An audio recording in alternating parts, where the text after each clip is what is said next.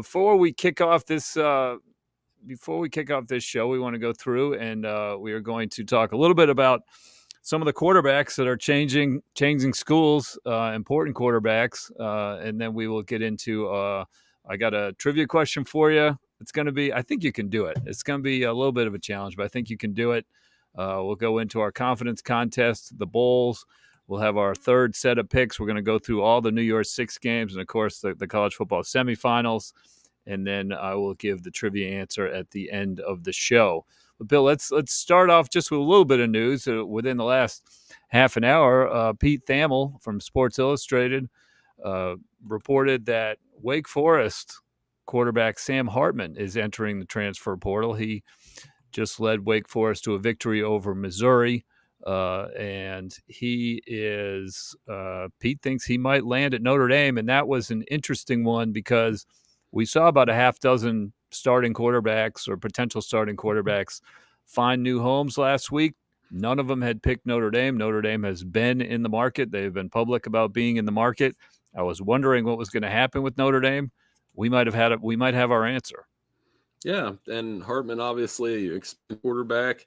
The protection failed him late in the season, not in the bowl game. The bowl game, he played well. He took a heck of a shot in that bowl game too, but he got up and they obviously won by 10. And, I mean, he fits what Notre Dame tries to do for sure. You give him a veteran quarterback. I still think Marcus Freeman's going to have to recruit one in-house and develop them that way and not play fast and loose with the portal every year because you can get burned. But that would be a get. And, you know, of all these guys, there's one other one we're going to talk about here in a second that I like the fit a little bit more, but I mean, Hartman certainly could have a lot of success at Notre Dame.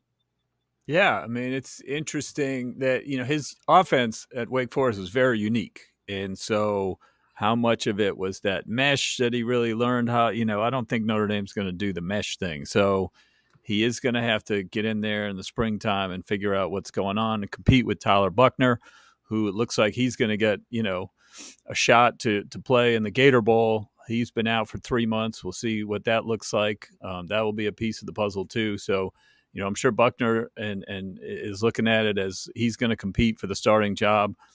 And, you know, I'm sure Marcus Freeman didn't promise the job to Hartman. So it'll be interesting to see how that one shakes out. So last week, or within the last, probably last week since we recorded, DJ Uiagalelei committed to Oregon State. Devin Leary's transferring to Kentucky. Graham Mertz going to Florida. Drew Pine, Notre Dame's old quarterbacks, going to Arizona State. And then Hudson Card announced he's going to Purdue. Of course, Jeff Brom is gone at this point, but the Texas starter was in demand. He was one, or former starter. He was one I thought might go to Notre Dame, but obviously he's going to Purdue. What were your thoughts on any of those guys as they announced? Yeah, I like Uiagalelei to Oregon State a lot.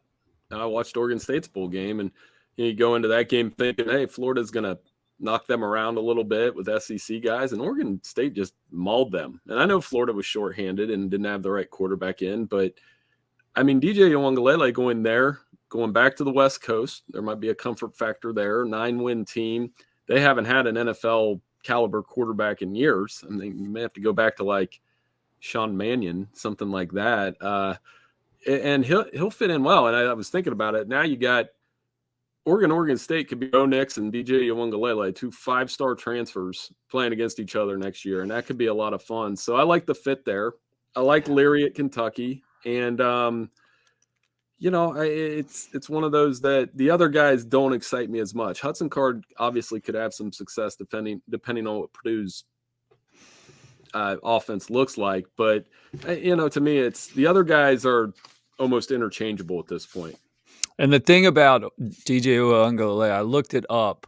Oregon State was an amazing balance. They I think 2,400 rushing yards and 2,400 passing yards last year. He's, you know, under Jonathan Smith, he's not going to have to carry the load and be expected to throw for 4,000 yards. And I think that is what he needs. They have a reputation for being able to run the ball. And like I said, very balanced. And so that'll take some pressure off him. I think being at Oregon State is going to take some pressure off him.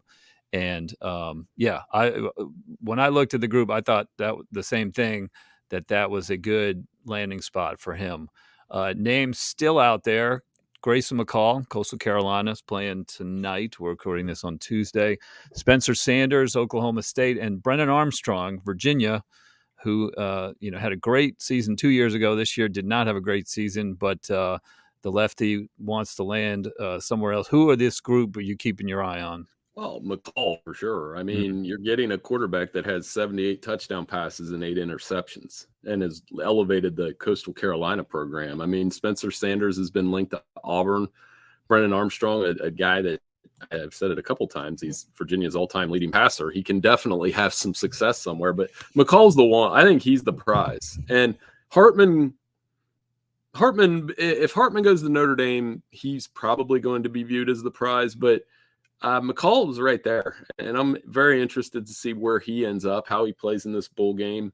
You did an awesome feature on him earlier in the year, and he's meant so much to that program. Now, sometimes those features don't work out the way you want because we were hoping he would get to the New Year's Day Six Bowl, but selfishly, I was. But it doesn't happen sometimes. But I think his career is far from over, and I actually like him to get a shot at the next level whenever that happens. Yeah, I would imagine Notre Dame looked at him too, and I don't know all the behind the scenes kind of stuff, so we'll see.